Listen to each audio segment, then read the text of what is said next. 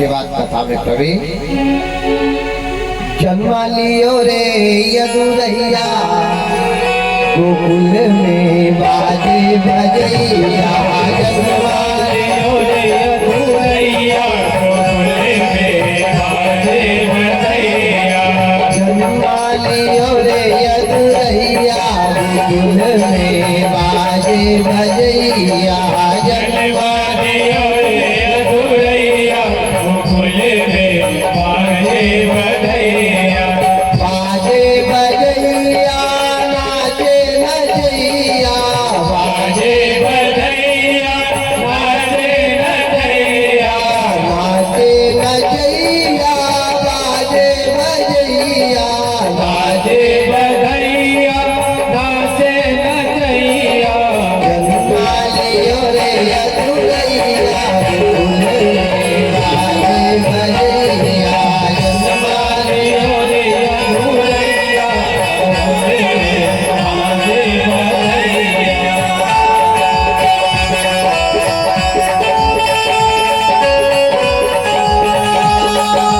जय हो।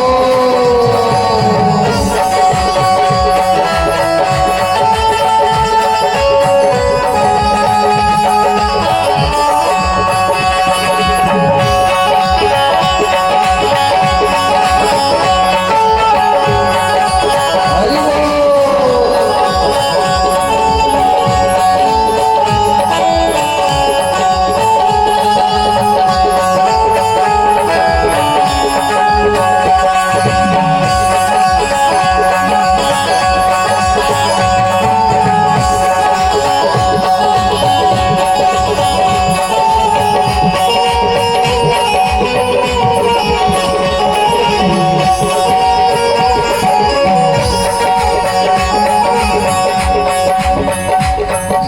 कौना लुटावे अनधन लक्ष्मी। कौना लुटावे अनधन लक्ष्मी। अनधन लक्ष्मी अनधन लक्ष्मी। अनधन लक्ष्मी अनधन लक्ष्मी। कौना लुटावे अनधन लक्ष्मी। कौना लुटावे अनधन लक्ष्मी। कौना लुटावे रुपैया गोकुल में बाजे बजैया। कौना लुटावे रुपैया गोकुल में बाजे बजैया। जन्मा लियो रे यदुरैया गोकुल में बाजे बजैया। जन्मा लियो रे यदुरैया गोकुल में बाजे बजैया।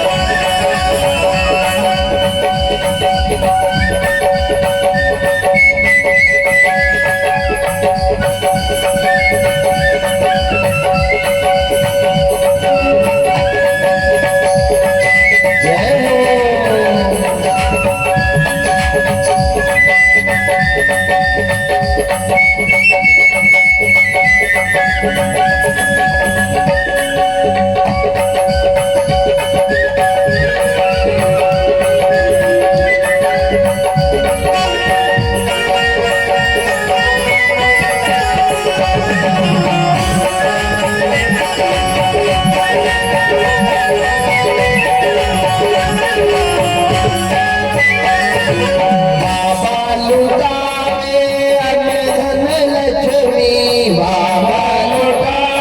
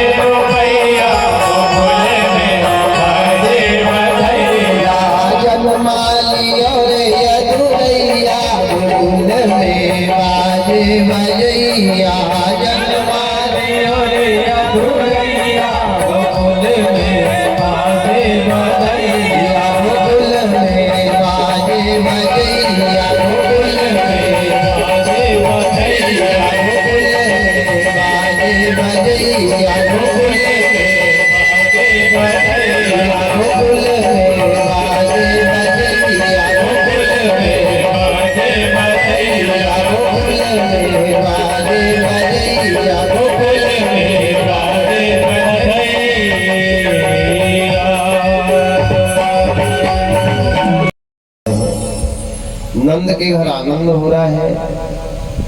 कंस चिल्ला रहा है, भाग रहा है, चारों तरफ दौड़ रहा है। कंस विचार कर रहा है कि कृष्ण कहाँ गया, कृष्ण कहाँ गया।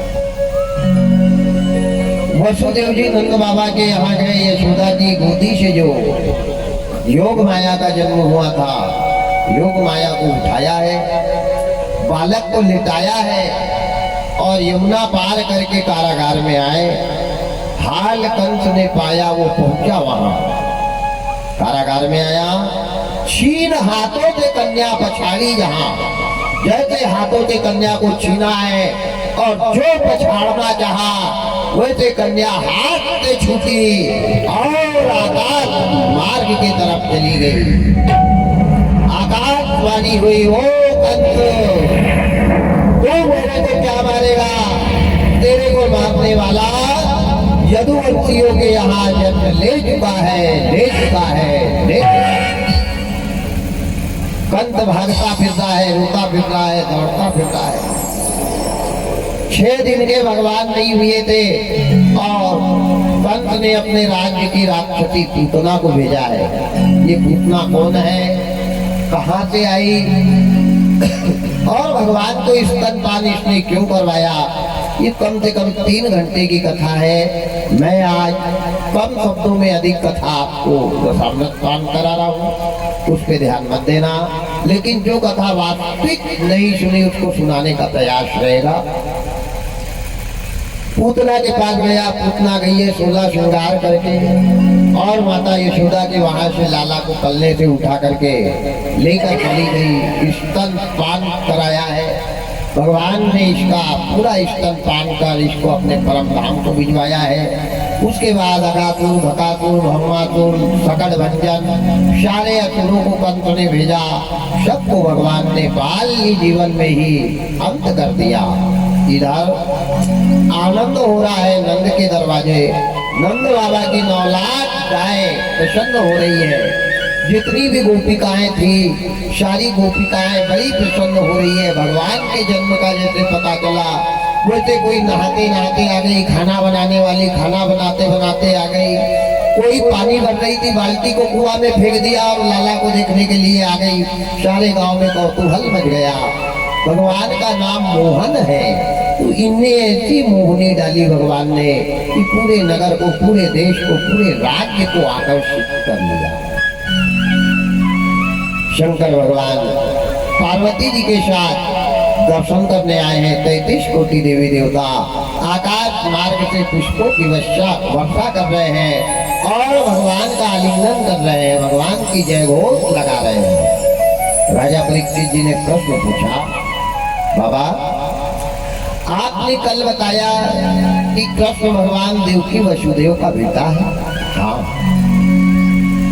लेकिन जिनने जन्म दिया वो कारागार में तड़प रहे हैं और ये नंद यशोदा ने ऐसा क्या पुण्य किया जो भगवान इनको सुख दे रहा है। बेटा तो देवकी वसुदेव के, लेकिन भागवत में जन्म जब तक नहीं हुआ तब तक वसुदेव का नाम है, देवकी का नाम है, और भगवान का जन्म हुआ उसके बाद नाम चला है किसका, नंद और यशोदा का। तो ये नंद यशोदा कौन है, भगवान ने इनको सुख क्यों दिया, इनने ऐसा क्या कर्म किया था। तो बड़ा सुंदर सुखदेव जी महाराज राजा परीक्षित को बता रहे कि नंद और यशोदा के जीवन का त्याग है कन्हैया। ध्यान देना, बेटा मिल जाए ये आपके भाग्य है, और पड़ोसी के हाथ का पानी भी अगर आपको मिल जाए ये आपके अहोभाग्य है। आज नंद का बेटा नहीं है कन्हैया, यशोदा का बेटा नहीं है कन्हैया। कन्हैया बेटे हैं देवकी वसुदेव के, लेकिन नंद यशोदा का नाम क्यों आया। तो सुखदेव जी ने बड़ा सुंदर एक ही पंक्ति में जवाब दे दिया कि ये नंद यशोदा के कर्मों का फल है। बाबा लिखते हैं, कर्म प्रधान विप्रतिदा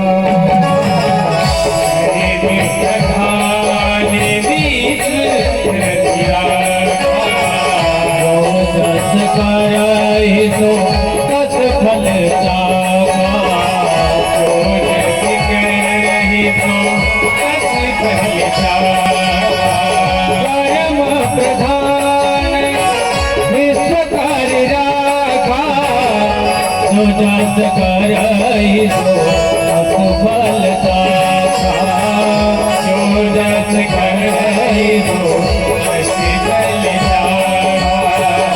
या राम जय राम जय जय राम, या राम जय राम जय जय राम।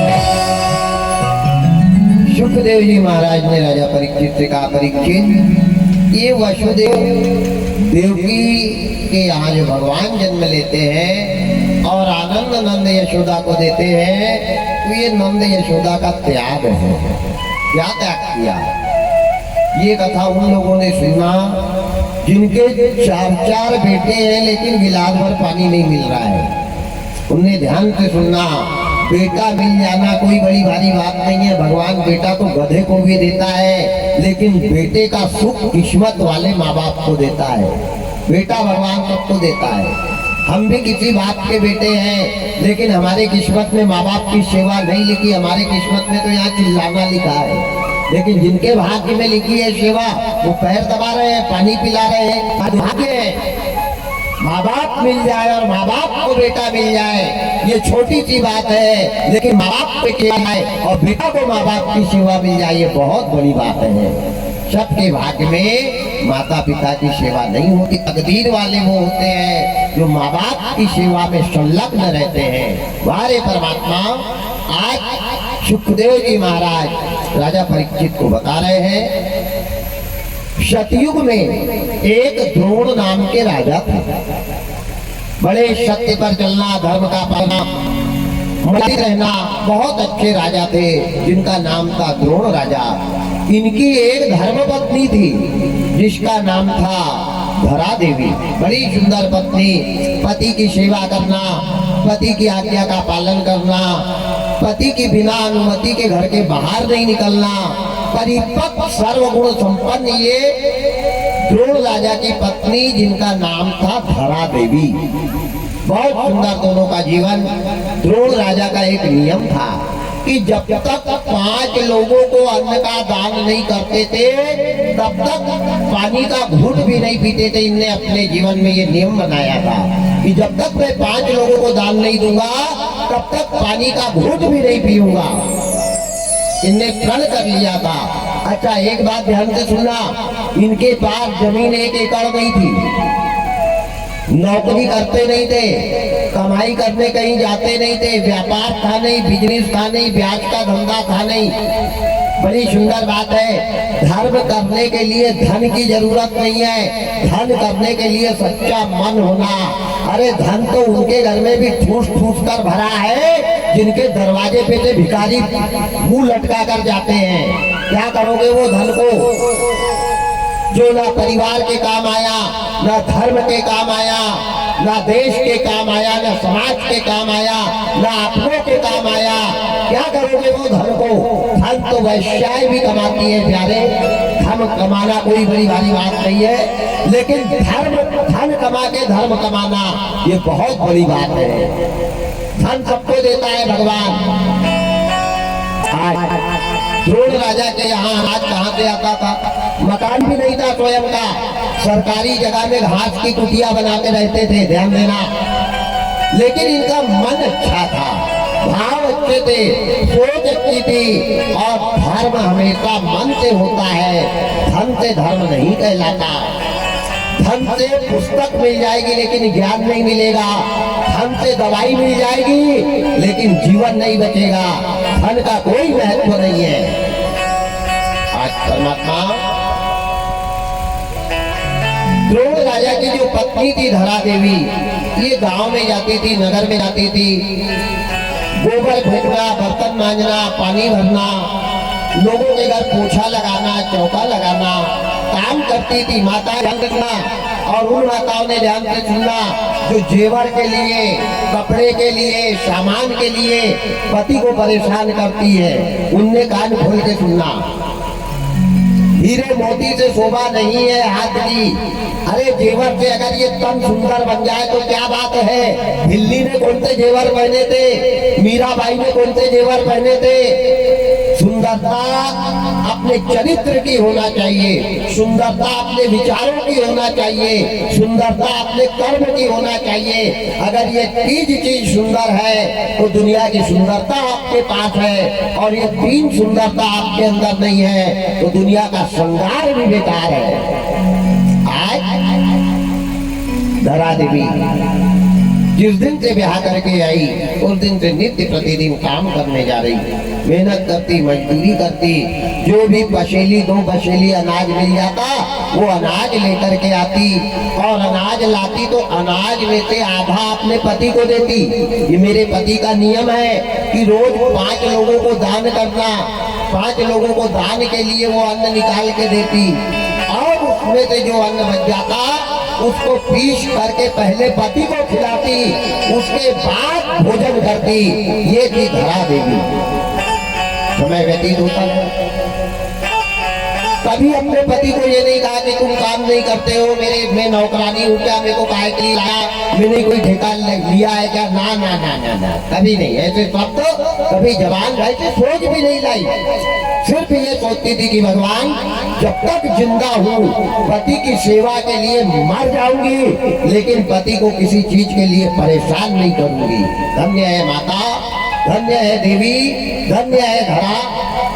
जिस दिन से ब्याह करके आई एक साड़ी पे जीवन गुजारा, एक साड़ी पे, और साड़ी भी कैसी पहनी थी, एक साड़ी 52 जगह से फटी वाली थी, उसको सीने के लिए सुई धागा तक नहीं था, गांठ बांध कर पहनी, और पहन करके दूसरे के घर मजदूरी करने जाती थी, और वहां से अनाज कमा कर लाकर पति को देती थी। दुनिया की माताओं के पास सोना चांदी के जेवर है, सोना चांदी के नहीं तो गोल्ड के हैं, वो नहीं तो प्लास्टिक के तो पहनती है, लेकिन ये पति की सेवा करने वाली नारी को प्लास्टिक के भी जेवर नहीं मिले तन पर। लेकिन कभी अपने पति को ये नहीं कहा कि मेरे लिए तुमने क्या किया है, मेरे लिए क्या लाया है, मेरे लिए क्या जेवर बनवाए, कभी नहीं। नित्य प्रतिदिन का। और राजा का नियम था कि सोकर के उठना, कुर्सी लगाकर सामने बैठे रहना, पौड़ी का काम नहीं करते थे। लेकिन हमारे परमात्मा, हमारे विधाता, जहाँ धन है वहाँ मन नहीं है, और जहाँ मन है वहाँ परमात्मा ने धन नहीं दिया है। अजब तेरी माया, गजब तेरा खेल प्रभु। जिसको तूने मन बढ़ा दिया उसको धन से छिन्न कर लिया, और जिसको धन दिया उसके पास धर्म करने के लिए मन नहीं दिया। धीरे धीरे समय व्यतीत होता रहा।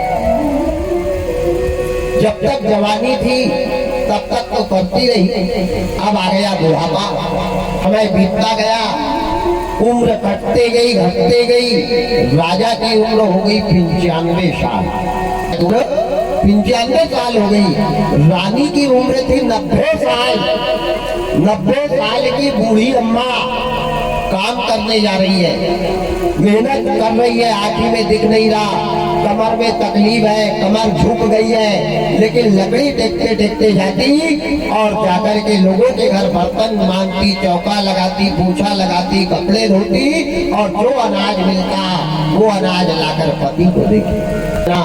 दुनिया में कभी नहीं है मेरे भाई, और धन से दान कभी सफल नहीं होता, दान मन से होना चाहिए। वारे परमात्मा, वारे विधाता, ये तेरी कैसी लीला, कैसा न्याय है। एक दिन द्रोण राजा की भक्ति को, धरा देवी के त्याग को नारद जी ने देखा। नारद जी ने सोचा कि ये राजा मरेगा तो ये इंद्र की कुर्सी को प्राप्त करेगा। क्यों कि इसने जिंदगी बीत गई, 90 साल की उम्र बीत गई, जब तक ये 5 लोगों को दान नहीं देता तब तक भोजन नहीं करता है। ये मरेगा, इसका पुण्य पुरबला होते जा रहा है, इसका हो जाएगा प्रमोशन और इंद्र का हो जाएगा डिमोशन।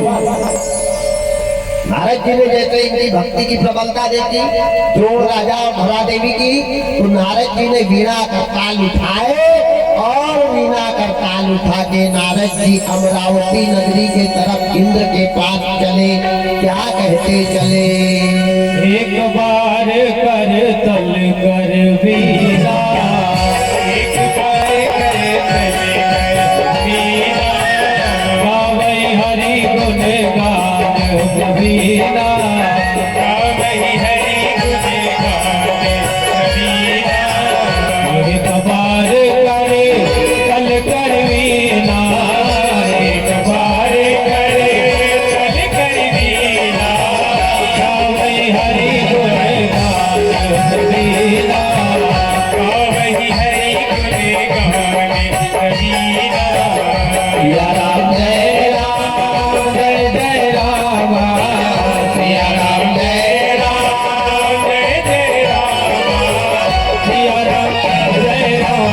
जय राम सिया राम जय राम जय नारायण नारायण नारायण करते नारद जी अमरावती नगरी में देवराज इंद्र के पास चले गए। इंद्र ने बड़ा सत्कार किया, बड़ा सम्मान किया। आओ आओ आओ नारद जी, बड़े भाग्य हमारे जो आप हमारे घर में पधारे, क्या बात है। नारद जी ने कहा परमात्मा मत पूछो, तुम्हारे बुरे दिन आ गए हैं। मेरे बुरे दिन नारद जी का काम ही है, सीधी बात कभी करते नहीं, उल्टी बात करना, आदमी की धड़कन बढ़ा देना, आदमी को तेजस्वी बना देना। नारद जी ने कहा तुम्हारे बुरे दिन आ गए। इन्हें कहा अरे राम राम राम, मेरे बुरे दिन क्यों? बोले अब तुम्हारे 5 साल पूरे हो गए और अब बहुमत तुम्हारा दिख नहीं रहा है, क्योंकि तुमने जो काम करना था वो काम किया नहीं। पब्लिक हो गई एक तरफ, पब्लिक आप दूसरा राजा बनाएगी और दूसरा राजा ये कुर्सी का चेयरमैन कौन बनेगा? मैं आज से ही बता देता हूँ, मृत्यु लोक पर पृथ्वी पर एक द्रोण राजा है और द्रोण राजा ने अपने जीवन में धर्म ही धर्म किया। एक बात ध्यान देना, विष्णु कोई भगवान का नाम नहीं है, शंकर भगवान का नाम नहीं है, ब्रह्मा भगवान का नहीं है, ये पद है। जो पालन करता है वो विष्णु है, जो संहार करता है वो शंकर है और जो सृष्टि रचयिता है वो ब्रह्मा है। तो ये पद है। अब इनका भी डिमोशन प्रमोशन होते रहता, कोई एक ठेकेदार नहीं रहेंगे। यहाँ नर करनी करे तो नारायण होए, यहाँ नर अच्छी करनी करके जब जाता है तो कोई शंकर बनता है, कोई नंदी बनता है, कोई यमराज बनता है, कोई ब्रह्मा बनता है, कोई विष्णु बनता है, कोई इंद्र बनता है, कोई चित्रगुप्त बनता है। तो ये डिमोशन प्रमोशन होते रहता है। जिसका बहुमत ज्यादा रहेगा वो जाकर के कुर्सी पर बैठ जाएगा। तो हम सब यहाँ बैठे बहुमत हासिल करने के लिए। नंबर हमें हम भी है लाइन में, पर वाले परमात्मा नंबर लग जाए तो बहुत अच्छी बात है, और नहीं तो 84 में तो फिरना ही फिरना है। आज नारद जी ने कहा कि मृत्यु लोक पर धरा के ऊपर द्रोण राजा इतना तपस्वी है, इतना दानी है, इतना धर्मात्मा है कि भैया 5 साल से लगातार 95 साल तक की उसकी उम्र हो गई। जब तक वो 5 लोगों को अन्न का दान नहीं देता तब तक पानी नहीं पीता। अब वो आने वाला है, इधर 95 हो गए, 5-10 और किएगा और यहाँ आएगा तो यहाँ आके डायरेक्ट चेयरमैन बन जाएगा। अब तुम अपनी कुर्सी को बचाना है तो कोई उपाय कर लो। अच्छा, कनक कनक ते 100 गुनी मादक का अधिकार, जो खाए पौराए और जो पाए पौराए। कुर्सी अगर एक बार मिल जाए तो ईमानदारी से बताओ, कोई मन होता है क्या कि मैं ये कुर्सी पे अब नहीं बैठूं? अरे मर जाएगा, 12 एकड़ बेच देगा, लेकिन कुर्सी को अपने पक्ष में ही रखने की कोशिश करेगा। ये कुर्सी का रोग बहुत बुरा है मेरे भाई, और कुर्सी कभी हासिल मत करना। मेरी एक बात पे ध्यान देना, गांव का सरपंच कभी मत बनना। कटु सत्य है, बुरा मत मानना। गांव का सरपंच कभी मत बनना, गांव का मालिक कभी मत बनना, और देश का राजा कभी मत बनना। अगर देश के राजा के होते हुए प्रजा दुखी है तो ऐसा राजा 60 लाख कन्या का दान भी कर देगा तो भी नरक में जाने से नहीं बचेगा।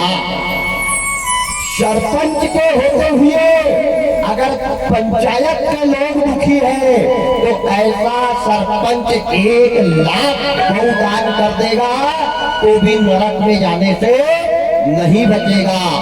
और देश गांव के पटेल के होते हुए अगर गांव परेशान है तो ऐसा पटेल 1000 यज्ञ करवा ले, नरक में जाने से नहीं बचेगा।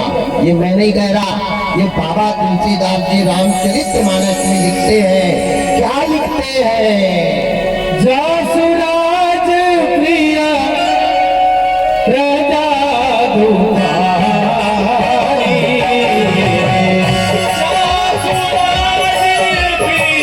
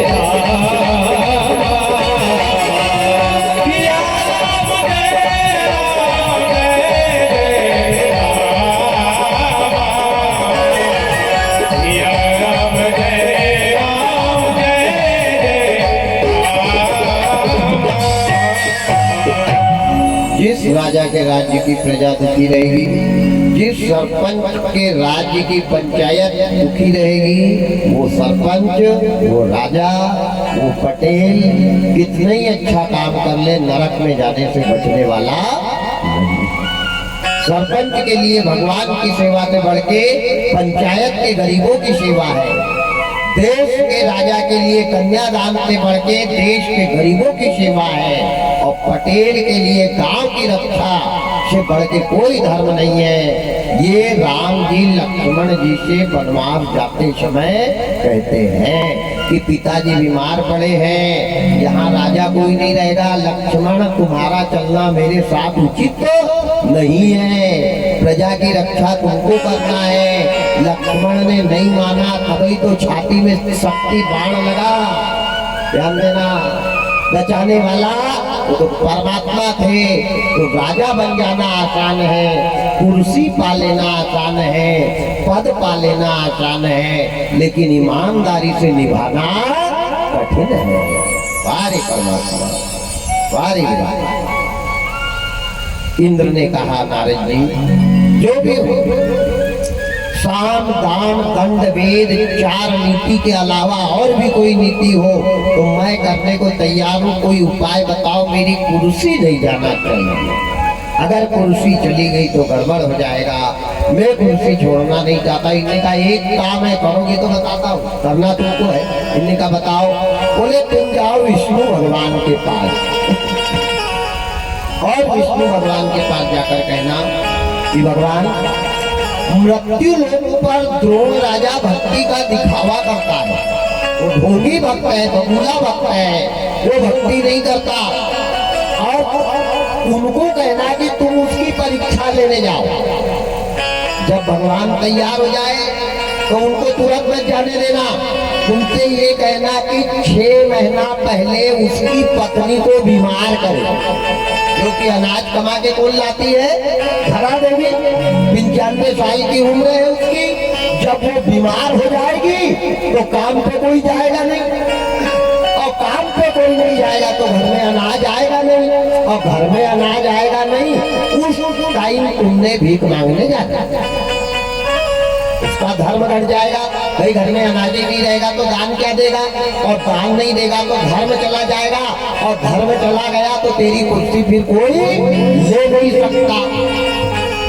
इन्होंने कहा ठीक है, अगर ऐसी बात है तो मैं ऐसा करता हूँ। नारद जी के कहने पे देवराज इंद्र ने अपना मुक्तल उठाया, कंधे पे रखा और चले क्षीर सिंधु। बाबा लिखते हैं, कहाँ चले? क्षीर सिंधु कमले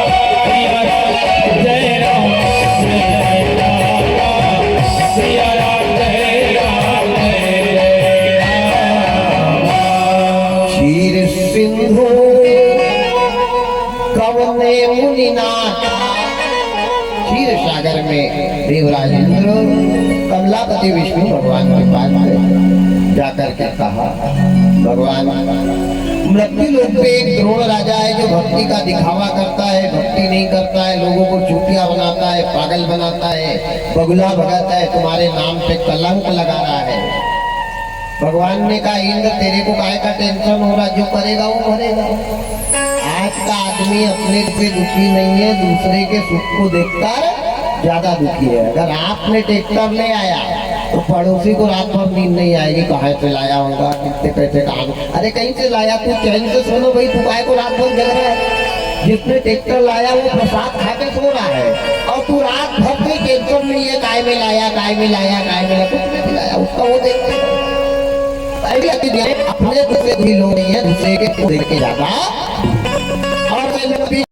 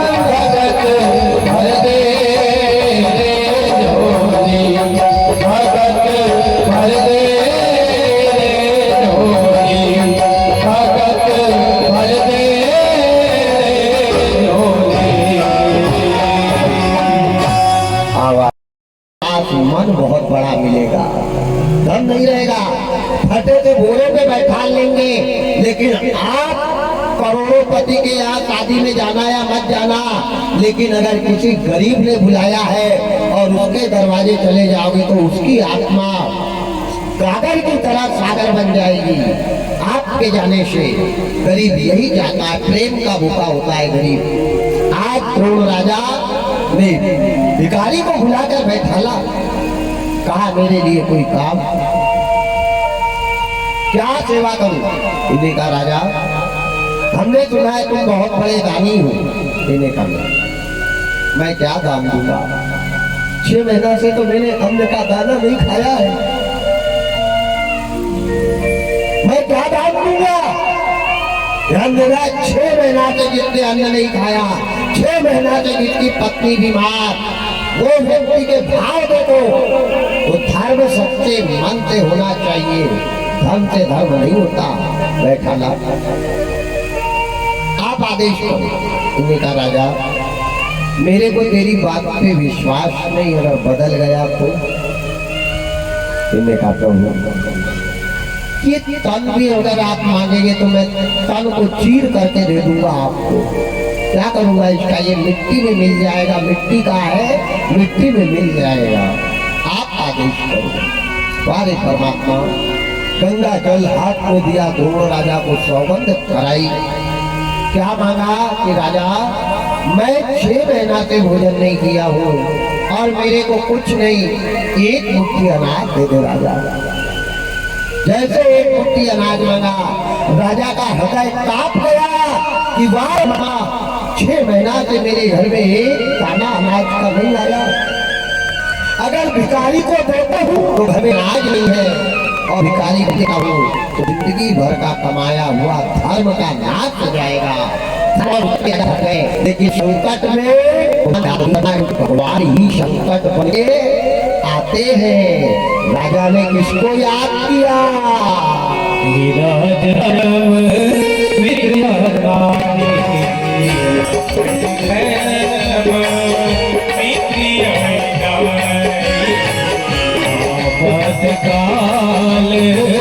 काल रखिए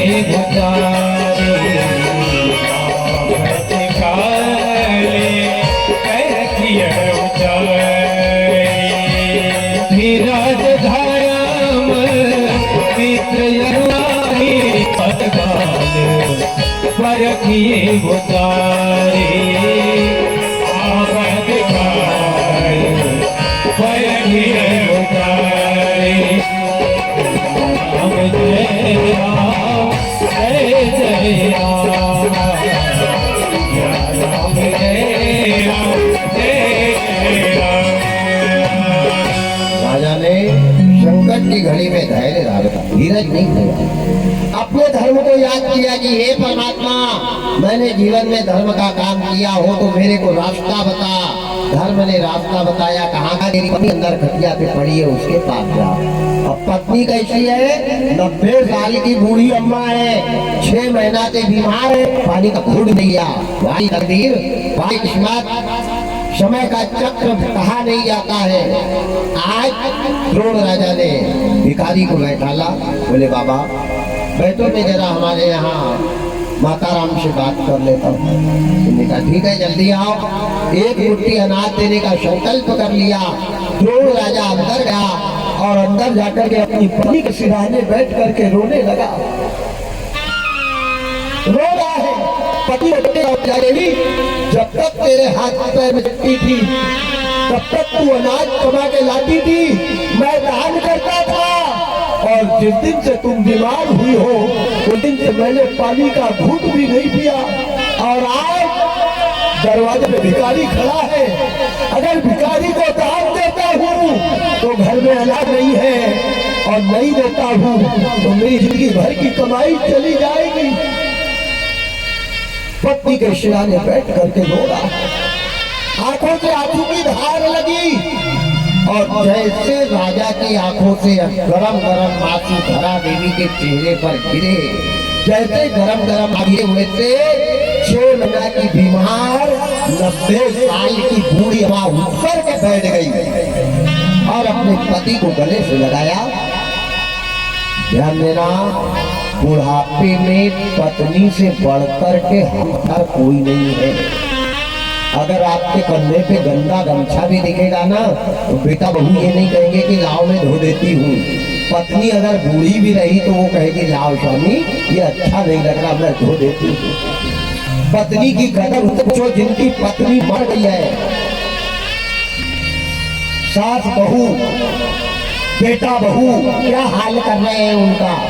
बारे किस्मत तो पत्नी से बड़ा हम सफर कोई नहीं है। इसलिए पत्नियों का सम्मान करो, पत्नियों का आदर करो, पत्नियों का तिरस्कार मत करो। रानी खड़ी हो गई और रोने लग गई, स्वामी क्या हो गया, क्यों रो रहे हो, क्या कारण है बताओ। और जब तक मैं जिंदा हूँ आपको रोने की जरूरत नहीं है। जीना है तो पति के लिए, मरना है तो पति के लिए।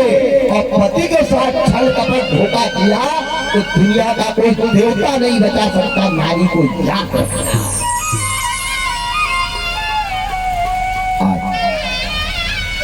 द्रोण राजा ने कहा, देवी प्राण प्रिय, दरवाजे पर एक भिखारी खड़ा है और करीब अनाज मांग रहा है और तू 6 महीना से बीमार हुई, उस दिन से घर में अनाज नहीं आया और मैंने एक घूंट पानी भी 6 महीना से नहीं पिया है। देवी अगर उसको टाल दूं तो घर में अनाज नहीं है और नहीं देता हूं तो वो चला जाएगा। धरा देवी ने कहा, प्राणनाथ आप चिंता मत करो, आप उस भिखारी को बात में लगा के रखो, बहला के रखो। मैं पीछे के दरवाजे से गांव में जाऊंगी और जाकर के भीख मांग कर लाऊंगी। ध्यान देना, भीख मांगना भी धर्म है, लेकिन इसका कल्याण होए। भीख मांगना गलत नहीं है, लोग कहते भिखारी बनाए थे, अगर भिखारी तो ये बने हैं। भीख मांगना गलत नहीं है प्यारे, लेकिन वो भीख से अगर किसी की जान बच रही है तो प्यारे कंधे पे झोली रखने में शर्म मत मांगना, शर्म मत करना। अब ये कभी मांगना मत और अपाहिज के लिए मांगने में कभी पीछे मत रहना। आज धरा देवी ने द्रोण राजा को कहा, 90 साल की बूढ़ी 6 महीना की बीमार, पानी का घूंट नहीं पिया, लकड़ी देखते देखते जिस गांव में 100 मकान थे वो गांव में गई। परवारे तकदीर, ऊपर वाले की लीला भी अलग है। मांगे मिले मांगे मिले ना, भीख जिस घर में जा रही वो घर पे उसको भगाया जा रहा कि गुड़िया जा, हराम का हमारे पास अनाज नहीं है। समय जब खराब आता है ना प्यारे तो हाथ का निवाला भी मुड़ जाता है। राजा नल के ऊपर जब संकट आया था तो भूजी मछली भी पानी में कूद गई थी। भूजी वाली मछली पानी में कूद गई। वो समय का चक्र है और समय का चक्र बता के नहीं आता है। आज जिस घर में जा रही वो घर के लोग बता रहे, कंठ सूख रहा है। माताएं ध्यान से सुना, ये छठी तो सबसे पहले किसी के घर जाके गिलास भर पानी मांगकर पी लेती, लेकिन पानी नहीं पिया। क्यों? कि मेरे पति 6 महीना से प्यासे हैं, अगर मैं पानी पी लूंगी तो मेरा धर्म चला जाएगा। धन्य है माता, 90 साल की उम्र, 6 महीना की बीमार। इधर 9 बज गए, 10 बज गए, 11 बज गए। 11 बजे भिखारी का रूप धारण करने वाले भगवान ने कहा, राजा देना है तो हाँ कह दे, नहीं मैं ये चला। तो राजा ने कहा, बाबा बात ऐसी है कि मेरी श्रीमती जी गांव में एक शादी में गई है और कोठी की चाबी उसके पास है कि वो पूरा कोठी में भरा है। भगवान समझ गए कि जब एक दाना नहीं वो कोठी को रख के क्या करेगा, लेकिन भाव देखो, प्रेम देखो भगवान के प्रति। इनने कहा भगवान जाना नहीं चाहिए, क्या वो झूठ बोल रहे हैं। झूठ बोलना भी पाप नहीं है। अगर किसी का धर्म तैयार होगा तो झूठ पाप नहीं बताया गया है। अपने बचाव के लिए, अपने हित के लिए झूठ बोलना पाप है, लेकिन परहित के लिए झूठ बोलना भी पुण्य है। कृष्ण भगवान झूठ बोले थे, मैया मोरी मैं नहीं मांगता खायो, और खुद पूरा मुंह लगा के आए थे। विषय बड़ा गंभीर है। आज परमात्मा भगवान कहने लगे, राजा मैं जाऊं, इन्हें कहा नहीं नहीं, असली में कोठी की चाबी देवी के पास है और देवी एक शादी में गई हूँ, बस आती है, आप बैठो बात करें, अभी दोपहर भी है, शाम की वक्त ठंडी वक्त आपने चले जाना। ऐसा उस भिखारी को बहला करके भगवान ने रखा।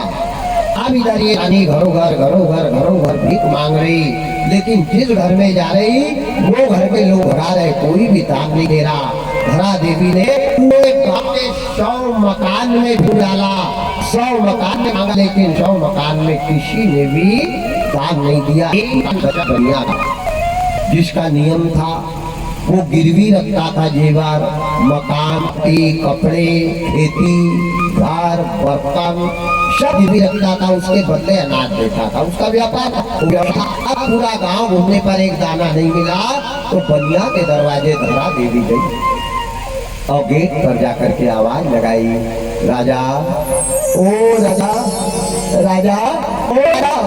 जैसे आवाज लगाई बनिया अंदर से बाहर आया, सामने देखा एक बूढ़ी खड़ी है जिसके शरीर पर हड्डी के सिवा भी नहीं। वारी किस्मत, इन्हें कहा क्या बात है बुढ़िया। देखो पैसे वालों का बोलने का तरीका भी अलग रहता है, याद रखना। गरीब के मुंह में सरस्वती रहती है, लेकिन जिनके पास में धन है मेरे भाई, उनके मुंह में सरस्वती नहीं रहती। गरीबों का हर धन वालों ने अपमान किया है, और अपमान किसी का करना ये भी तो एक पाप है। आज बूढ़ी को बोलने का तरीका राजा का देखो, क्या बात है बूढ़ी, अरे ये भी कह सकता था अम्मा क्या बात है, लेकिन ये दौलत बोल रही है, ये पैसा बोल रहा है। मैं निवेदन करता हूँ बंदी छोड़ के भक्तों से कि दौलत 1000 आ जाए, लेकिन हमारे यहाँ किसी का अपमान नहीं हो, ऐसा मन में भाव बनाना। जिस दिन किसी का आपके द्वारा अपमान हो जाए तो समझ जाना पूरा पुण्य आपका गया। अरे क्या करोगे दौलत को, किस काम की वो दौलत, किस काम का वो धन जिसकी शब्द बिगड़ जाए, जिसका मुंह बिगड़ जाए, जिसकी सोच बिगड़ जाए, जिसकी नजर में गरीबों के प्रति कोई भाव ना बने, वो दौलत को क्या करोगे, शहर लगा के चाटोगे। समय आएगा तो उसमें की एक नोट भी काम नहीं आएगी, ध्यान देना। वारे किस्मत, वारे समय की 84, वारे विधि की गति। क्या बात है बुढ़िया, इन्हें कहा राजा एक मुट्ठी अनाज दे दे राजा, एक मुट्ठी, ध्यान देना समय समय की बात है, ये समय एक अनाज का मान की मत करना, आज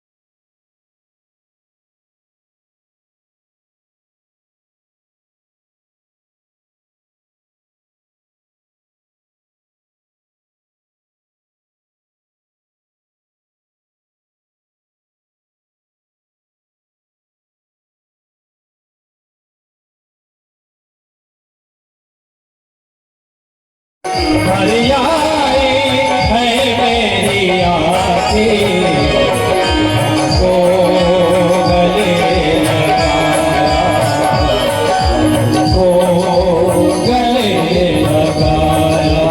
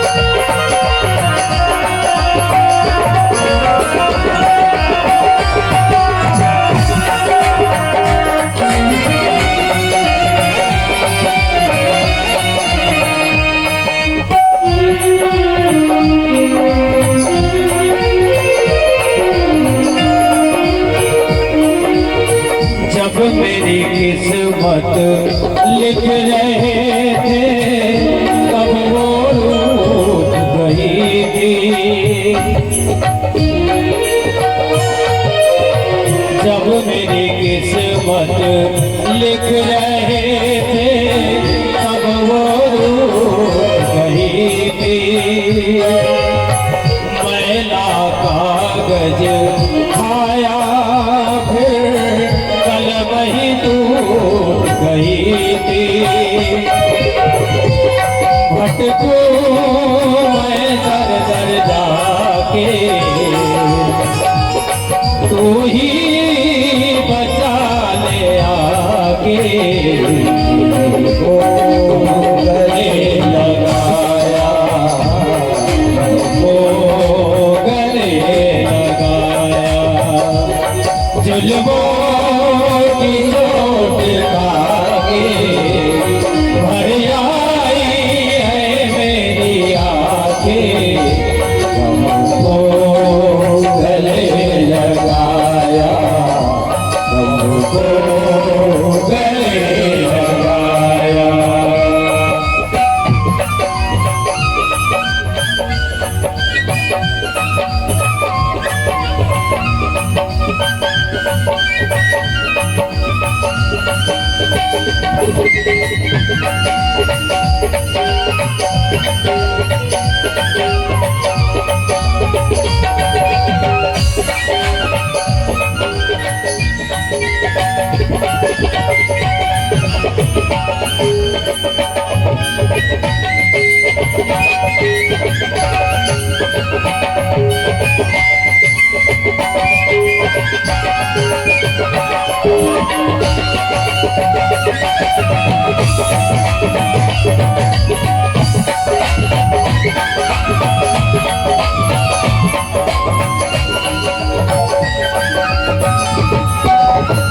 तूने विधाता किस्मत में मेरे क्या लिख डाला। तूने विधाता किस्मत में मेरे क्या लिख डाला। किसके दर पे जाऊं मैं मिलता नयन का ताना। भटकू मैं दर दर जाके तू ही बचा ले आके हमको गले लगाया हमको गले लगाया। जुल्मों की चोट खाके भर आई है मेरी आंखें हमको गले लगाया हमको गले लगाया हमको गले लगाया। पकड़ाई, कहा रानी ने तलवार पकड़। रानी ने बड़े प्रेम से तलवार पकड़ ली। 90 साल की बूढ़ी अवस्था में 6 महीना की बीमार तलवार पकड़ ली। बोले राजा ये तलवार का क्या करूं? राजा ने कहा देवी तेरे एक स्तन को तलवार से काट और काट करके तराजू पे रख। जितना वजन तेरे स्तन का होगा उतना अनाज तेरे को दिया जाएगा। वाले तकदीर वाले किस्मत वाले समय का चक्र। रानी ने कुछ भी विचार नहीं किया कि मरने के बाद आखिर ये तन राख में मिल जाएगा। अगर ये तन को काट करके धन मिलता है तो मेरे पति का धर्म पूरा करूंगी। रानी ने पहली तलवार उठाई और जो अपने स्तन को काटा तो काट कर निकाल कर राजा के हाथ में पकड़ा दिया। खून की धार बहने लग गई, पूरे कपड़े लाल हो गए। रानी को चक्कर आने लग गया। एक हाथ से स्तन को दबाया, खून निकला जा रहा है। उस पापी राजा ने तराजू के ऊपर बूढ़ी अम्मा के कटे वाले स्तन को रखा और जितना वजन उस स्तन का था उतना अनाज रानी को दिया। 4 बज गए। रानी ने एक हाथ में मुट्ठी भर अनाज रखा एक हाथ से तन को दबा रही है, चक्कर आ रहा है, ब्लडिंग ज्यादा हो गई, रक्तपात हो गया, तड़प रही है और अनाज लेकर अपने पति को देने के लिए चली। जिस रास्ते से रानी जा रही थी वो रास्ते पे बहुत बड़ी पत्थर की चट्टान थी, शिला बनी हुई थी। अचानक मुट्ठी भर अनाज लेकर रानी का वहां से जाना और रानी को बड़े जोर से चक्कर आया। जैसे ही चक्कर आया सिर के भार पत्थर पर गिरी, सिर के 4 टुकड़े हो गए, रानी के प्राण निकल गए और मुट्ठी भर अनाज मिट्टी में मिल गया, मिट्टी में मिल गया, मिट्टी में मिल गया। पड़ी है रानी, एक हाथ तन में दबा हुआ है। 4 बज गए, 5 बज गए, 5 बजे तक जब रानी नहीं आई तो भिखारी कहने लगा, राजा मैं जा रहा हूँ। इन्हें कहा नहीं करिए, मेरी पत्नी बीमार है, लकड़ी देखते देखते आ रही होगी लेकिन वो आ नहीं रही राजा, वो तो कहीं और चली गई। वो कहाँ आएगी, वो कैसे आएगी? इनने कहा प्रभु अपन चलते हैं गांव में, जहां मेरी पत्नी मिल जाएगी वहीं उससे दाम लेकर के मैं तुमको दे दूंगा। आगे आगे द्रोण राजा पीछे पीछे भिखारी का रूप लेकर के भगवान इंद्र और नारद के कहने पे आज भक्त की परीक्षा हो रही है। चलते चलते पूरे गांव में राजा अपनी पत्नी को आवाज लगा रहा है, धरा ओ धरा, धरा ओ धरा। धरा इस दुनिया पे ही नहीं है, इस धरा में ही धरा नहीं है। वारे परमात्मा, वारे विधाता। पूरे गांव में आवाज लगाई, कोई ने नहीं बताया।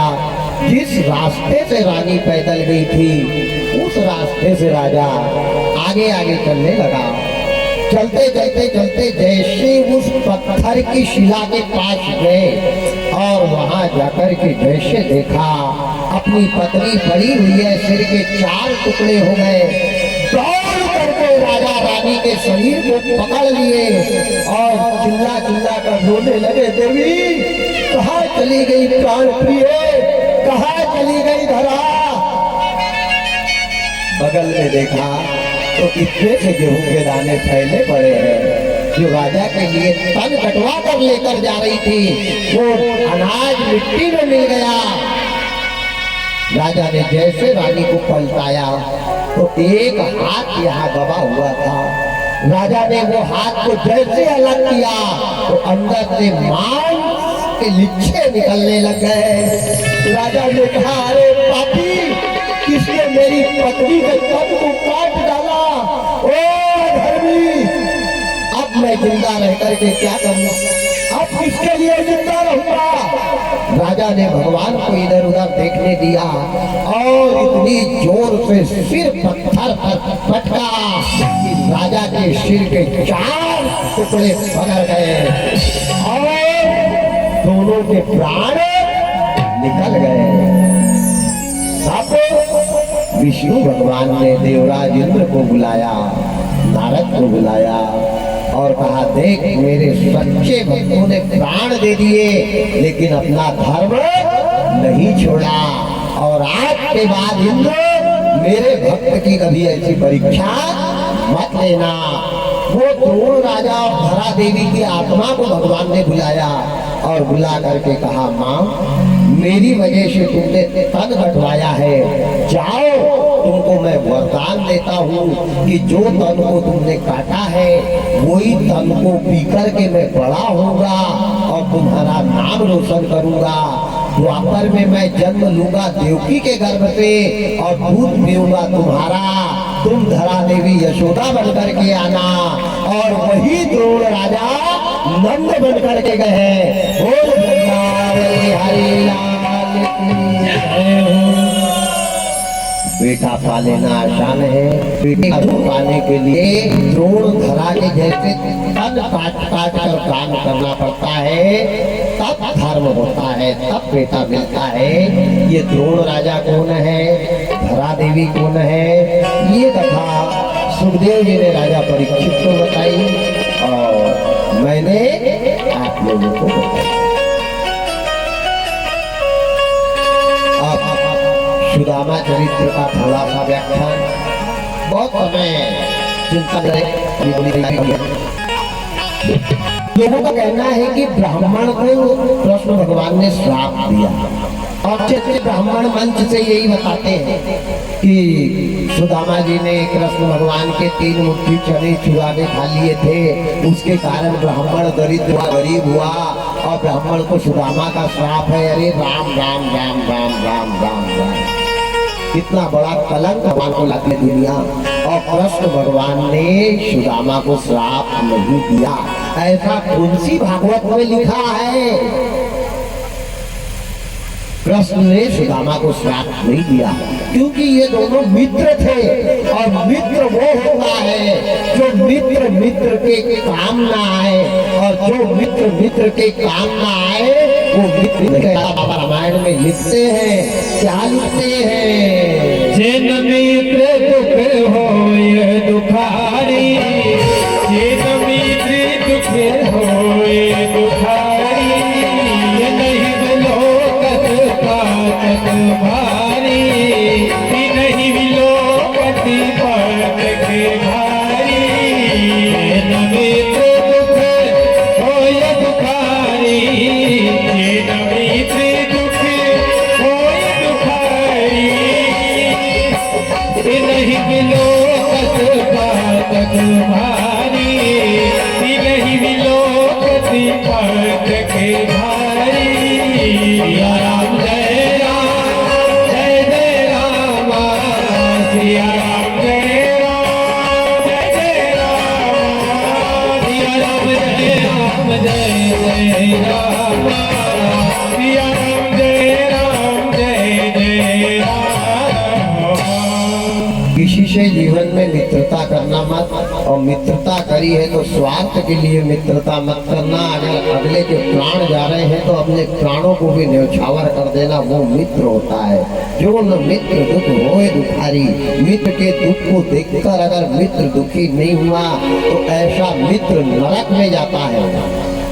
सुदामा जी की कथा आपने सुनी है, जो कथा नहीं सुनी वो मेरा प्रयास रहेगा, उसके आगे आप समझ जाना और अंतिम कथा पे पहुंचे थे कृष्ण भगवान के मोक्ष की कथा की तरफ। सतयुग में सुदामा गरीब क्यों हुए, सुदामा जी दरिद्र क्यों हुए? सतयुग में एक गंधर्व था जिसका नाम था सुधर्मा। सुधर्मा नाम का गंधर्व बहुत अच्छा था, धर्मवान, न्यायवान, नीतिवान, लेकिन गरीब था। इसके यहाँ 6 बेटियों का जन्म हुआ था। 5 बेटी की इसने शादी कर दी थी। 6वीं बेटी का जैसे जन्म हुआ लेते ही बराबर उसकी माँ का प्राणांत हो गया। उसकी माँ इधर आगे आई है, देख लेना भैया, अग्नि का वास हुआ इधर कहीं अग्निशाला में से। गोपाल कृष्ण भगवान की जय हो। जैसे इसकी पत्नी मरी तो ये बड़ा दुखी हुआ।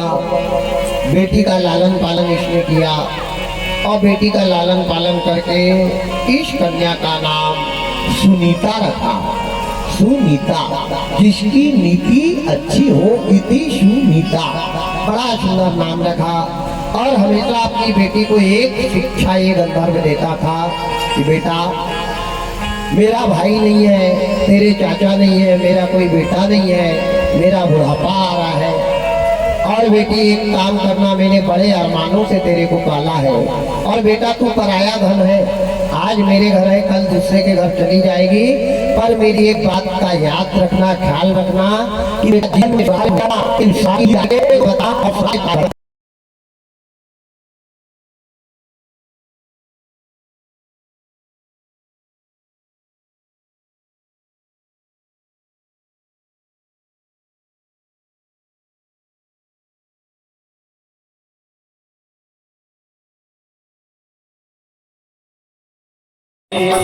वो मेरी कैसी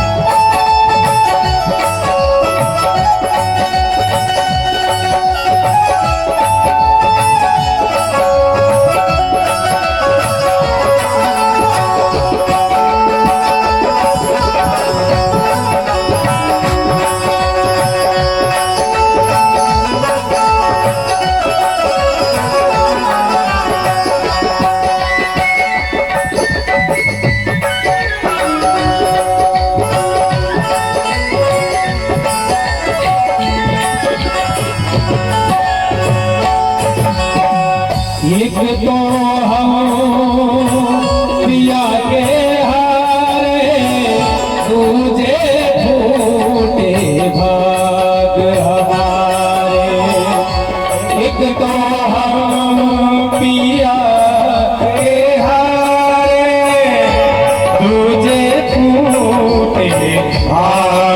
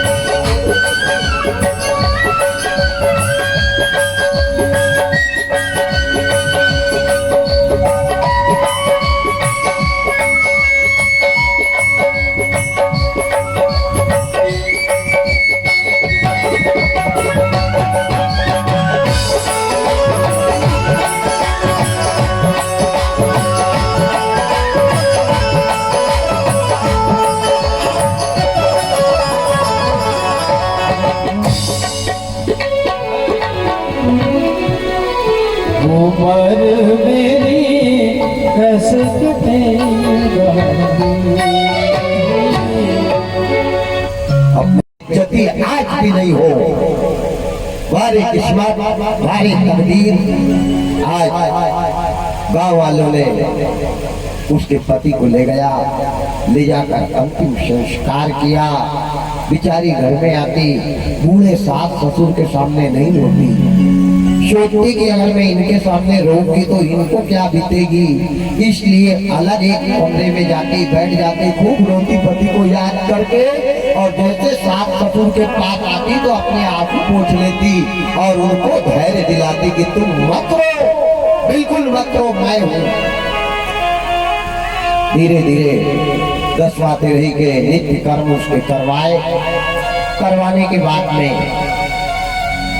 अपनी सास ससुर की सेवा करना। इसके पिताजी कई बार आए, बेटा तू अभी जवान है, एक नहीं दूसरा संबंध तेरा हो जाएगा। अरे क्या करेगी? इनने कहा खबरदार पिताजी, तुमको मेरे बीच में बोलने का अब अधिकार नहीं है। तुम जन्म के पिता थे, लेकिन मेरी जिंदगी के माता पिता ये है। और ये बूढ़े माता पिता को छोड़कर अगर मैं जाती हूँ तो मेरे से बड़ी पापिनी नारी कौन होगी? धन्य है माँ, धन्य है देवी। पिताजी को वापस कर दिया। गांव में मजदूरी करने जा रही, मेहनत करने जा रही, मेहनत कमा करके अनाज ला रही और अपने सास ससुर को पाला है बहू ने। धीरे धीरे धीरे समय व्यतीत हुआ। एक दिन इसके सास ससुर भी मर गए। अब रह गई अकेली। कोई काका बाबा जेठ जेठानी ससुर समाज के कोई नहीं, रिश्तेदार कोई परिवार कोई नहीं। बेचारी गांव में जाना, कमाई करना, मांगना, मेहनत करना, मजदूरी करना, कमा करके लाना, बना करके खाना, पूरी जवानी व्यतीत कर, पूरी जवानी खत्म हो गई। जवानी चली गई, प्रौढ़ अवस्था आई, प्रौढ़ अवस्था खत्म हो गई, वृद्ध अवस्था आई, बूढ़ी हो गई। और सुनीता का बुढ़ापा आ गया। और जैसे बुढ़ापा आया, गांव में जाकर काम कर रही, चलते नहीं बन रहा, आंखी में दिखाई नहीं दे रहा।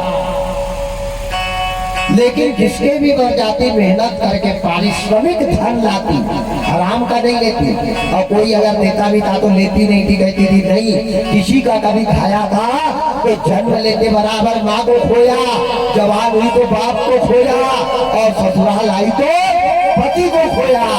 मैं किसी का हराम का नहीं खाऊंगी। मेहनत वृद्धावस्था को प्राप्त हुई, एक राजा के घर गई।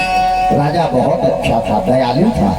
राजा ने कहा, अम्मा आप कोई काम मत करो, एक काम करो, डेली यही रहा करो मेरे घर में, रोज आपको सुबह शाम खाना मिला करेगा, नहाने धोने की व्यवस्था कर दूंगा। माँ परेशान ना। तुमने कहा नहीं राजा, मैं तेरे घर काम करूंगी तभी तेरे घर का अनाज लूंगी, और अनाज भी पका वाला अनाज नहीं लूंगी, कच्चा अनाज लूंगी।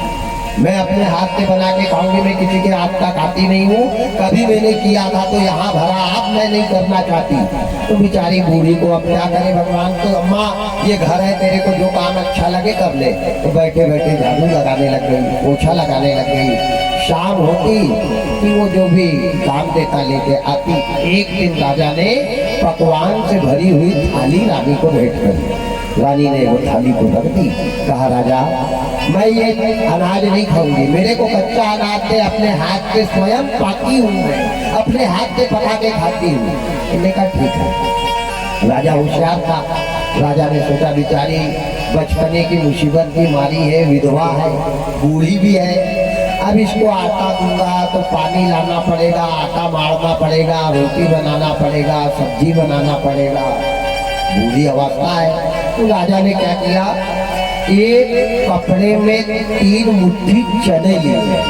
ध्यान देना, सुदामा जी गरीब क्यों हुए। एक कपड़े में 3 मुट्ठी चना बांधे, और चना बांध करके वो बुढ़िया की मेहनत की कमाई दे दे कि अम्मा ये चने ले जाओ। अच्छा, चने क्यों दिए? इसलिए कि चने को उबाल लेगी, उसी में नमक मिर्ची डाल लेगी और उसको खा लेगी, सब्जी वब्जी की कोई आवश्यकता नहीं। तो इस बूढ़ी अम्मा ने, विधवा नारी ने अपने मेहनत के 3 मुट्ठी चने कमाकर घर में लाए। अब चने घर में लाए, घर में रख दिए। अम्मा ने सोचा आगी लगा दी, मटका रख दिया, पानी छोड़ने रख दिया। और अम्मा ने सोचा पीने के लिए पानी ले आती हूँ। तो पानी लेने के लिए जल सरोवर पे गई, जल स्रोत पे गई, हैंडपंप, ट्यूबवेल, बावली जो भी रहा होगा, वहाँ पानी लाने गई। अब अम्मा को पानी लाते जाते 2 चोरों ने देखी। चोरों ने सोचा कि ये बुढ़िया ने जिंदगी भर से कमा कमा कर ही रखा है और माल पानी पूरा इसके घर में होगा। अम्मा का जाना और चोरों का घर में घुस जाना। चोरों ने पूरे जितने भी डब्बे वब्बे रखे थे, पूरे डब्बे निकाल करके खोल कर फेंकना चालू किया। अब बेचारी के पास कुछ था ही नहीं तो क्या मिले। वो तो रोज दिन रोजमर्रा की कमाई करती थी, खाती थी और अपना जिंदगी बिताती थी। लेकिन चोरों को शंका थी। चोरों ने पूरे घर का सामान निकाल निकाल के फेंक दिया। जब कुछ नहीं मिला तो जो अम्मा ने चने की गठिया लेकर के गई थी, वो अम्मा ने अपने पलंग पे तकिया के नीचे रख दिया। माताओं का स्वभाव होता है, ज्यादा सामान माताएं अपने तकिया के नीचे रखती है। पर्स हुआ, टेबलेट हुआ, झंडू बाम की शीशी हुई, ये सब तकिया के नीचे के आइटम है। तो अम्मा ने वो चने की गठिया को तकिया के नीचे रख दिया। पानी लाने चली गई। चोरों ने वो बिस्तर को खींच खींच कर फेंकना जो चालू किया तो अचानक तकिया के नीचे से वो चने की गठिया मिल गई। अब बंधी हुई थी, चोरों ने ऊपर से दबा के देखा, ओ हो, इनने कहा बुढ़िया ने हीरा मोती के दाने यहाँ छिपा के रखे हैं। बहुत होशियार बुढ़िया है। अब उसमें हीरा मोती नहीं है, उसमें तो 3 मुट्ठी चने हैं। अब चोरों ने वो चने को हीरा मोती समझ के चुरा लिया और चुरा के वहां से बाहर निकलना और अम्मा का घर में आना।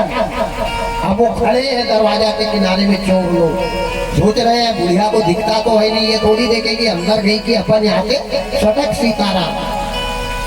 बुढ़िया अंदर आई, अंदर आके पूरे घर में देखा तो पूरे डब्बे फैले हुए पड़े हैं, कुछ नहीं है।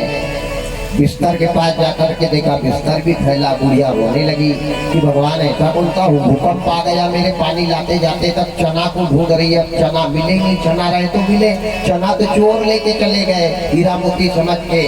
अब जब चना बुढ़िया को नहीं मिले तो बुढ़िया भूख के मारे तड़प रही है और दरवाजे पर बैठ करके श्राप देने लग गई, उनका नाश हो जाए, जिनने भी मेरे चने ले गए हैं। जो वो चने को खाएगा भूखा मरेगा, जो वो चने को खाएगा उनकी पत्नी तन बदन पे जेवर नहीं रहेंगे, जो मेरे चने को खाएगा उनके बेटा बेटी दाने दान हो जाएंगे, जो मेरे चने को खाएगा वो दाने दाने के लिए मोहताज हो जाएगा।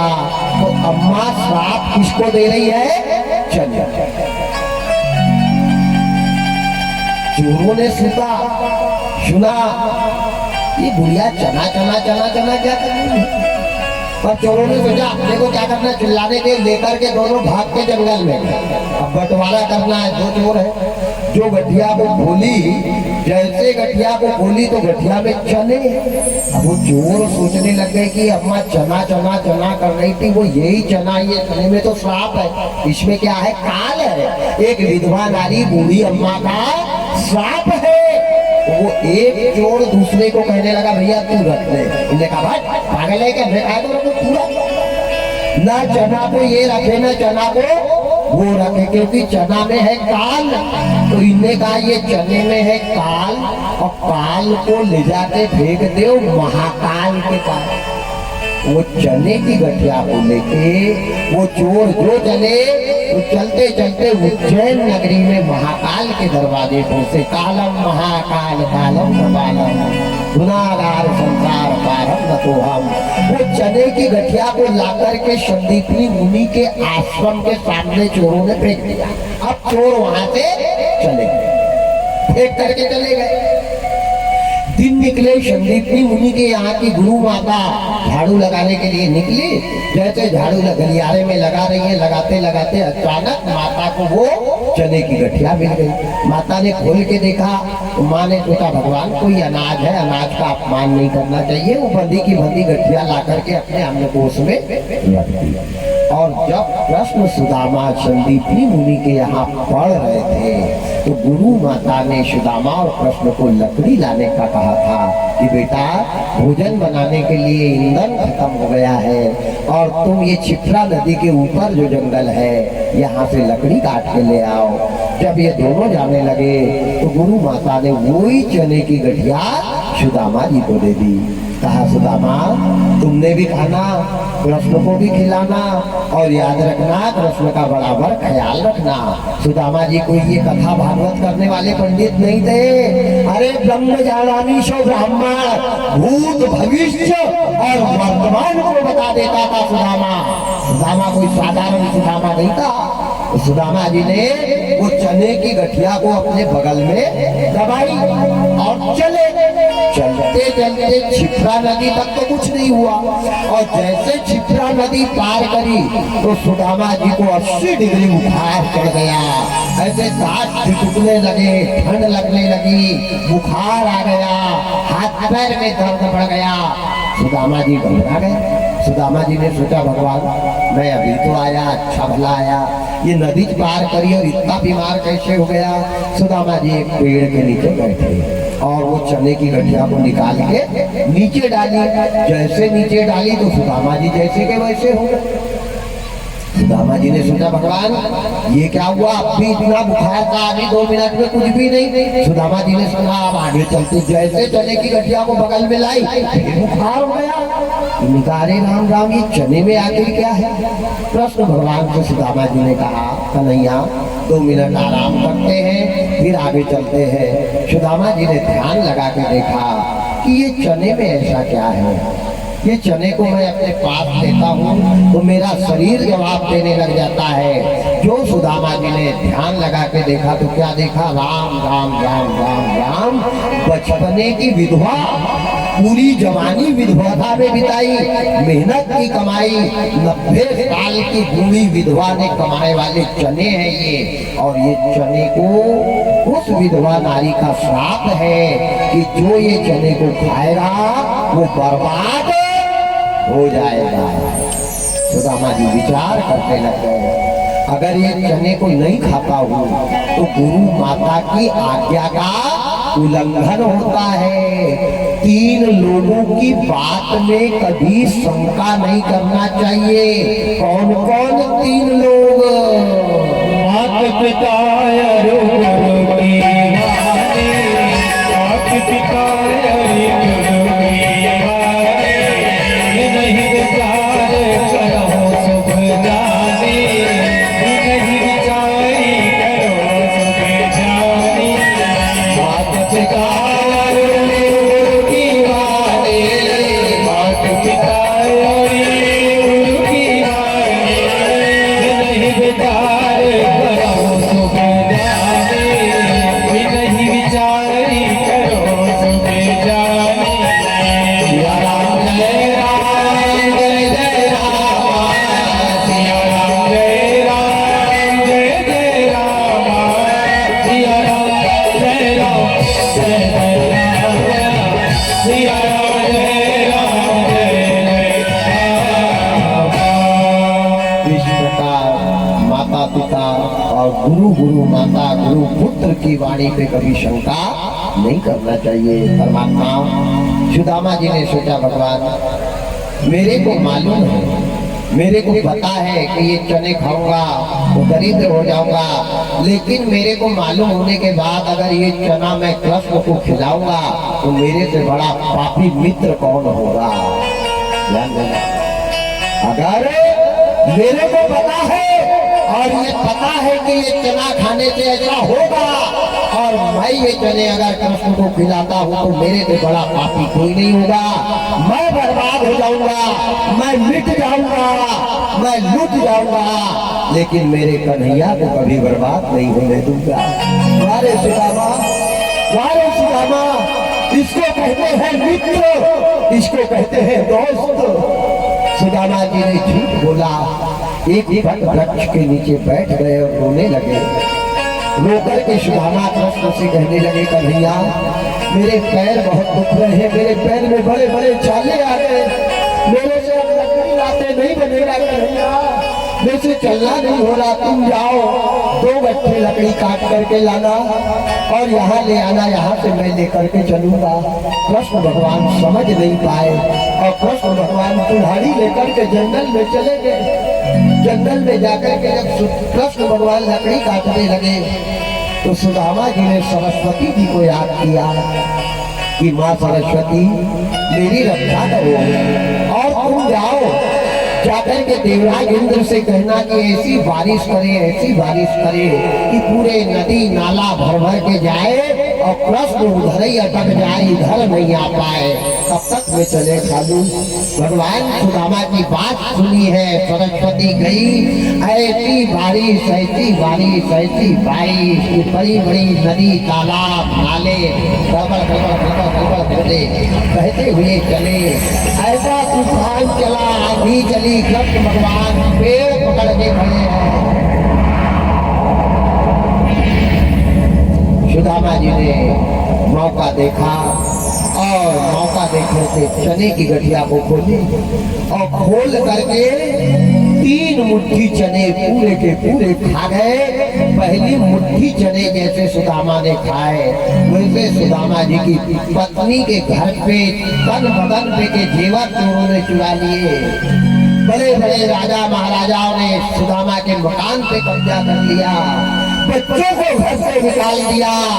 सुदामा की पत्नी सुशीला हर हर ताने खाने के लिए तरस गई।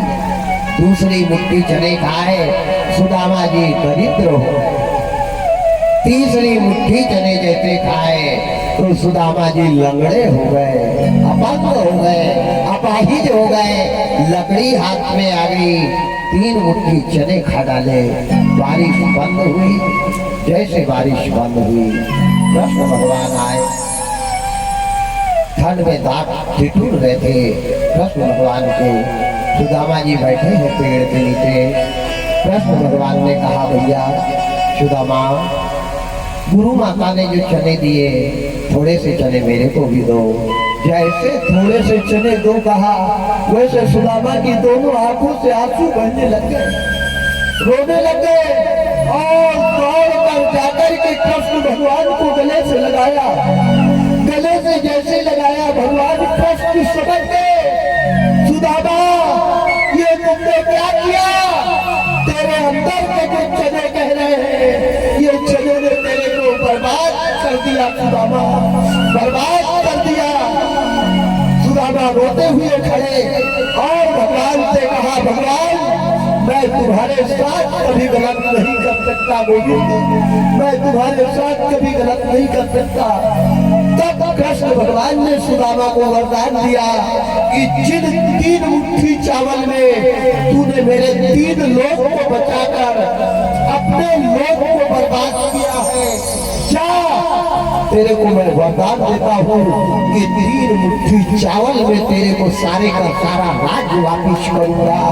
ये है सुदामा जी के चरित्र की कथा। और वही 3 मुट्ठी चावल में धन संपत्ता पाते हैं कौन? सुदामा जी। बाकी आगे की जो कथा है वो तो आपको मालूम ही है। जो नहीं मालूम था वो सुनाने का प्रयास। बहुत सी कथा मैंने छोड़ी है और उसके लिए मैं आपसे क्षमा मंच से मांगता हूँ, क्योंकि मेरे को खुद को भी अच्छा नहीं लग रहा। लेकिन हर चीज समय पर अच्छी लगती है। अब समय कुछ दूसरा आगे बढ़ते जा रहा है। आखिरी कथा है, ये भी कथा 3 घंटे की है कि कृष्ण भगवान के पैर में पद्म कहाँ से आया। लेकिन मैं बताने में मालूम है असमर्थ हूँ, लेकिन गुल रहे तो गुलशन खिलेंगे और आपके आशीर्वाद से जिंदे रह गए तो फिर और मिलेंगे। तब ये सारी कथाएं क्रमबद्ध मैं आपको बताऊंगा। दुर्वासा ऋषि की जूठी खीर से कृष्ण के पैर में पद्म बना है, जो मृत्यु का कारण बना। और यदुवंशियों के विनाश का कारण कृष्ण के छोटे बच्चे शाम्ब का पेट का मुसल बना है। इसको संतों का श्राप है। इनने संतों की परीक्षा ली थी। एक लड़के को, शाम्ब नाम के लड़के को लड़की बनाकर कपड़े का गट्ठा पेट में बांध के गर्भवती माता के जैसे शरीर बढ़ाकर ले गया था और संतों से पूछा था, बाबा बताओ इसके पेट में लड़का है कि लड़की? तो संतों ने कहा था, तुमको यदुवंशियों को कृष्ण का अहंकार हो गया, जाओ तुमको मैं श्राप देता हूँ कि इसके पेट में लोहे का मुसल जन्म लेगा, जो लोहे का मुसल तुम्हारे विनाश का कारण बनेगा।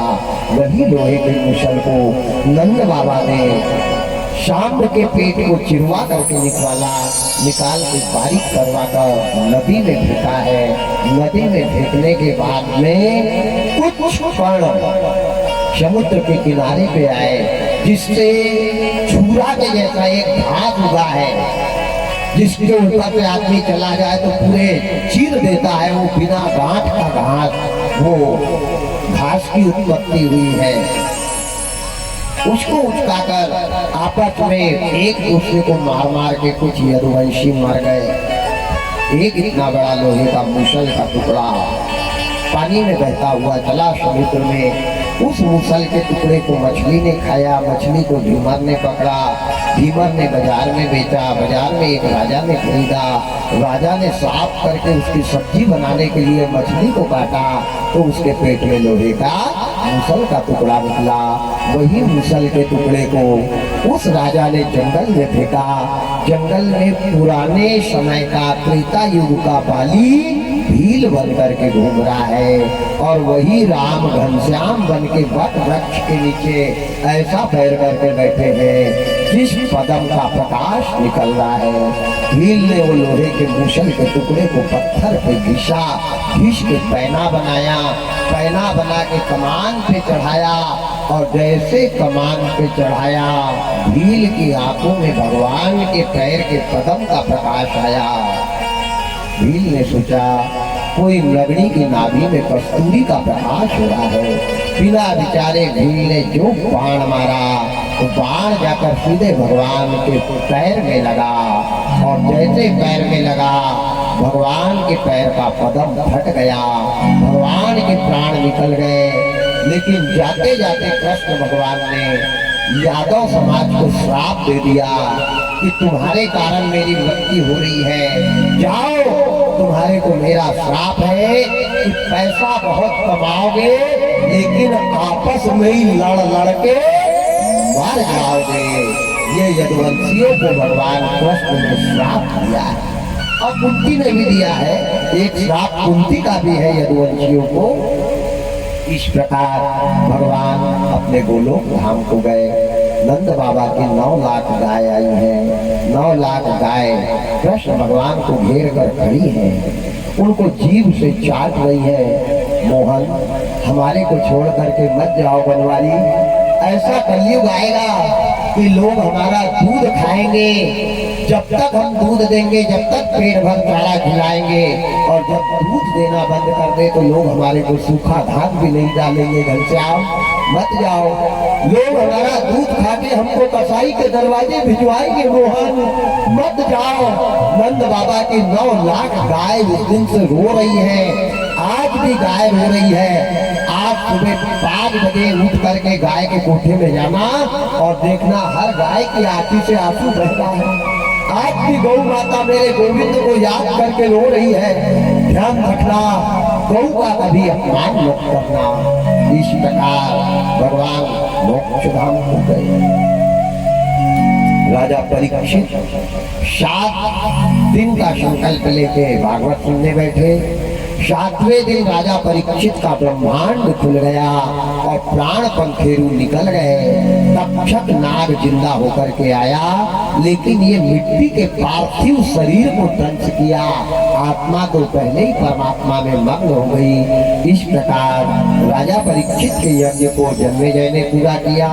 वैसे ही हमारे गहलोत परिवार के परम आदरणीय हमारे राजा परीक्षित जी ने अपने पूर्वजों की तरक्की के लिए अपने जीवन की एक एक रुपए पैसा जोड़ करके आज धन्य कर दिया। मैं मंच से ये वादा करता हूँ कि आपको अब कुछ करने की जरूरत नहीं है। आपने जो क्षेत्र के लिए किया, जो गांव के लिए किया, ये आपके खून और पसीने की मेहनत है। और ऐसे काम याद रखना, जहाँ पसीने की कमाई है वही होते हैं। पापियों के दरवाजे ऐसे काम हो जाए, अरे राम राम राम राम राम राम राम। आज 7 दिन का ये संकल्प राजा परीक्षित का पूरा हुआ। कथा बहुत सी छोड़ी, उसमें शंका मत करना। भगवान ने अगासुर भौमासुर शकट भंजन अक्रूर जी गए हैं, उनको लाया है, कंस को मारा है, राज तिलक किया है, समुद्र का निर्माण किया है, मानधाता के पुत्र राजा मुचकुंद का कल्याण किया। बहुत सारी कथाएं हैं, पर सारी कथाओं को एक तरफ रखते हुए डायरेक्ट एक्सीलेटर दबा के अपन दिल्ली आ गए। अब दिल्ली में थोड़ा आराम करते हैं। इन्हीं शब्दों के साथ 7 दिन तक हमारे परिवार पे हमारे से कोई गलती हुई हो उसको क्षमा करना। गहलोत परिवार से मैं क्षमा चाहूंगा। जिंदगी तो मिलेंगे दोबारा, रही जिंदगी तो मिलेंगे दोबारा। 7 दिनों में रिश्ता बनाया, 7 दिनों रिश्ता बनाया, सबको अपना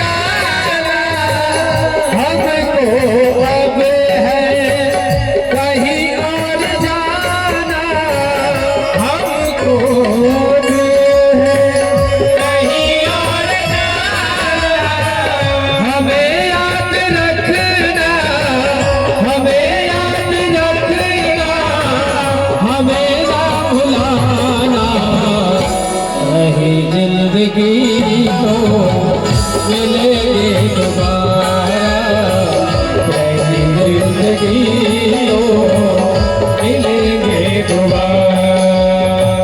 मिलन आज तक का था हमारा तुम्हारा, मिलन आज तक का था हमारा तुम्हारा, जिंदगी को मिलेंगे दोबारा, पहली जिंदगी को मिलेंगे दोबारा, पहली जिंदगी को मिलेंगे दोबारा।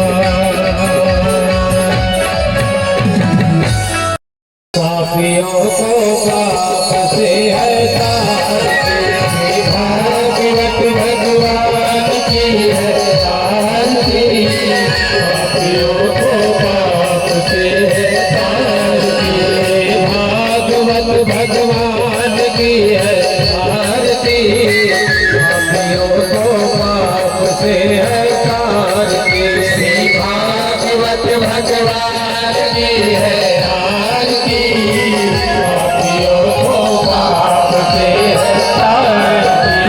अमर ग्रंथ ये मुक्ति पंथ ये कलम वेद निराला, नव ज्योति जगाने वाला।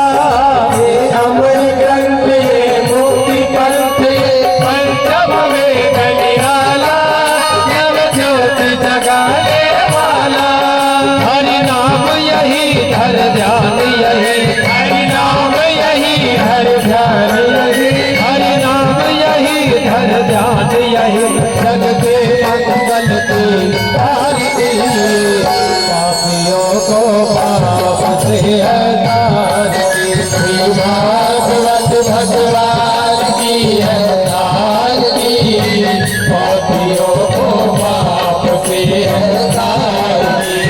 शांति गीत पावन पुनि पापों को मिटाने वाला, हरि दर्श कराने वाला।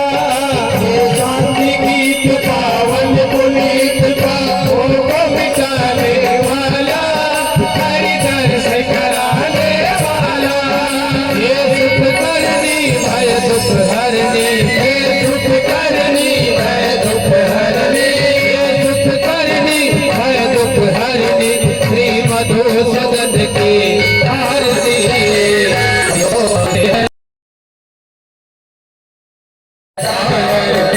ये अमर ग्रंथ ये मधुर बोल, जग पंथ खोल, सतमार्ग बताने वाला, बिगड़ी को बढ़ाने वाला।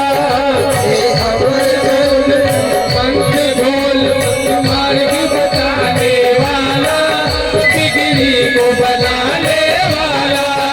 श्री राम यही घन श्याम यही, श्री राम यही घन श्याम यही, राम यही घन श्याम यही, सबके महिमा की आरती, पापियों को पाप से हटाने। श्री भागवत भगवान की है आरती, पापियों को पाप से हटाने। संसार तारा भद्रहारा, सदा भवानी सहितं संसार वाला विशाल कपाल माला नमः शिवाय नमः शिवाय। तमेव भयो तमेव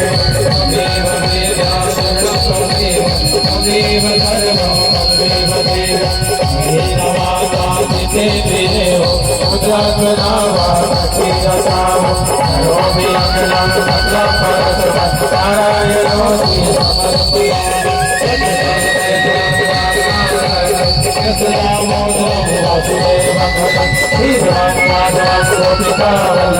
जानकी नायक हरे राम हरे राम राम राम हरे कृष्ण कृष्ण कृष्ण